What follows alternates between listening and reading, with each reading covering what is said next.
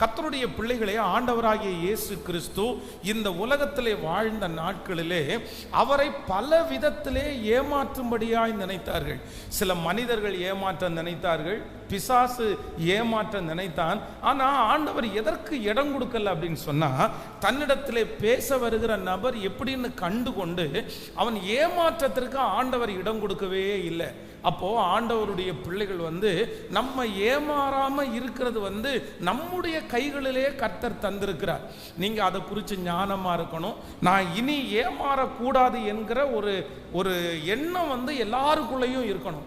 ஐயோ, நான் காலம் முழுதும் ஏமாந்துட்டே இருக்கிறேன், நான் ஒரு ஏமாறுற ஆளு, என்னை யார் வேணாலும் ஏமாத்தலாம் அப்படிங்கிற அந்த எண்ணத்தை விட்டுட்டு, இல்ல ஆண்டவரே, என்னை ஒரு ஞானியாய் மாற்ற முடியும், நான் ஏமாறாதபடி இந்த உலகத்தில் இருக்கிற சகல ஞானத்தையும் தேவன் நமக்கு கொடுக்கிறதற்கு கர்த்தர் வல்லவராய் இருக்கிறார்.